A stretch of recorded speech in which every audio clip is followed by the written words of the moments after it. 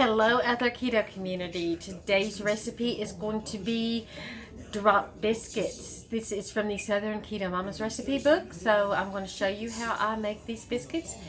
Coming right up. Okay guys, let's get started on this. First of all, we are going to need some almond flour, which is what I have in this big giant jar here. We're going to need some baking powder, some salt, some sour cream, and 2 large eggs and 2 tablespoons of salted butter that is melted.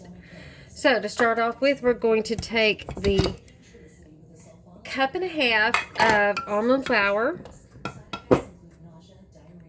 and let's get that. I've got a 1/2 cup thing here, and I'm going to do this 3 times. And I'm so glad that I bought this almond flour at Sam's the last week, because guess what? I'm almost out. Okay, and we've got that. We are going to take my handy dandy whisk. We're going to go with 2, this is my container for my baking powder. We're going to take 2 teaspoons of baking powder. You want to measure it absolutely correctly. With baking, it's always a very scientific method. And yes, that is my oven preheating. You want to preheat your oven to 400 degrees. We're having this for our dinner tonight. We're having some concoction on the stove that I have no idea what it is, because, yeah, I cooked it, apparently put it in the freezer and did not label as to what it was, and I just don't know what it looks like, but it tastes good. Some kind of pork or something or other that I've seasoned. Looks like it might have been a sloppy joe's or something along those lines. But anyway, we're going to whisk all these together. And yeah, there's going to be clumps, but we don't have to sift this, but you can if you want to. If you don't want to deal with the clumps in here, but if you're whisking it, that should take care of most of the clumps, but I'm not worried about that. Okay, I'm going to whisk all of that together. And then in a small bowl, you're going to take your I'm going to put my butter in here. And I'm going to take my sour cream. I've got a 1/4 cup of sour cream here. Add this.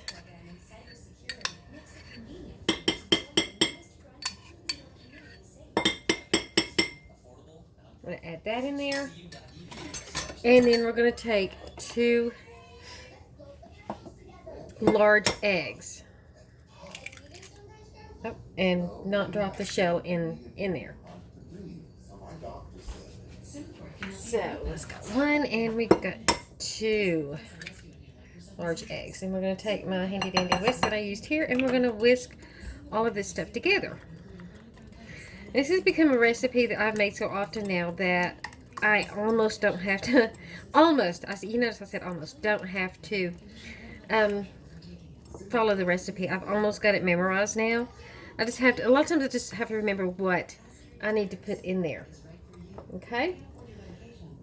We're going to take this, now that we've whisked it all together, and we're going to pour it into our dry ingredients. Trying to get all the lovely tastes out of here. And then we're going to take my handy dandy spoon, and we're going to stir it until it's combined. We're going to take this and we're going to stir it, and it's going to become a dough.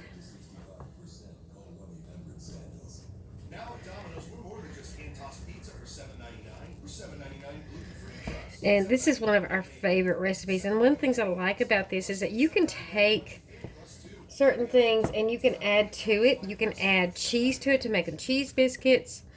You can add garlic and cheese to them to make them garlic cheesy biscuits, like the Cheddar Bay biscuits. And you know what? I think that's what I'm going to do. I think, yeah. You can add chives. I'm going to add a 1/2 teaspoon of garlic powder to this. I was out and I just picked up some garlic powder. You should add it to step 2. If I can find out what I did with it. Normally you would add this to step 2, but since I forgot, I'm going to add this in here. Stir it up, and then I'm going to add a 1/2 cup of, 1 cup of shredded cheddar cheese. There we go. And I'm going to spill my garlic powder on the floor. That was really great, especially when I just bought this. Good thing I bought it at the Dollar Tree. It was only $1. But anyway, get that stirred and incorporated in there really, really, really well. I've never worried about ever mixing this because I haven't. And I've done this. I've missed this step before when I've decided I wanted something. So, all right, now I'm going to grab the cheddar cheese. Maybe. There we go. And I have discovered from my measurements that 1 handful is half a cup. So I'm going to put 2 handfuls in here. And I'm going to take my blocks and shred some more because I have discovered the handy dandy food processor to, I think that's enough. The handy dandy food processor to take care of shredding my cheese for me because I hate standing there with the grater and just going after and after and after and after it. Okay, put my recipe back over.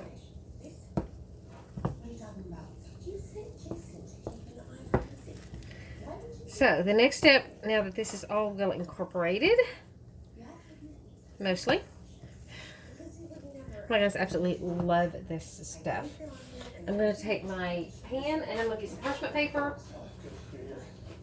I have this ready already, but you know, it is what it is.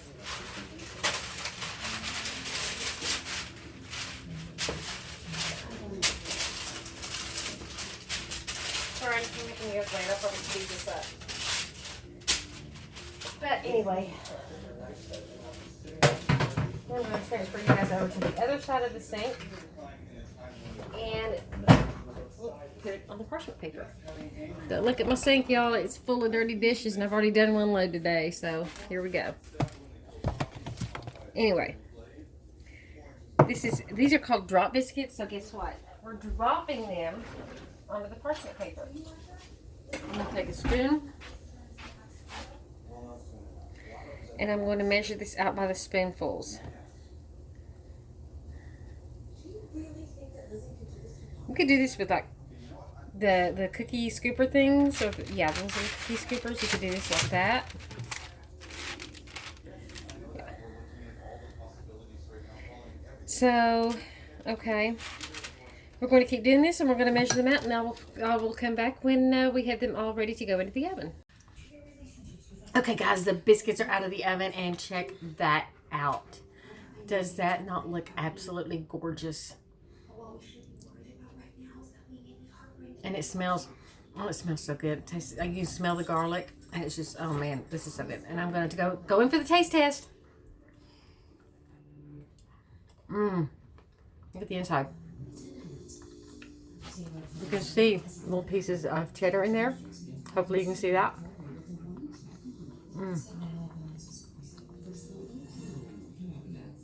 This stuff is so good. Then one of the nicest things about this is that you can take this and you can put it in the refrigerator, any leftovers. You can just stick them in the microwave for a few seconds to heat them up the next day. They will last you for at least 3 days in the refrigerator. I don't know if you can freeze them. I've never tried that, but I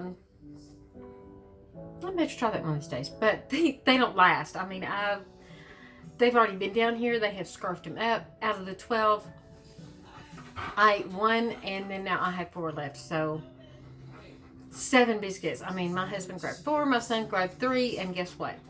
Now there's 3. After this, there's 3 left, and this will be my second biscuit. So, Southern Keto Cookbook. I'm going to link that below on Amazon.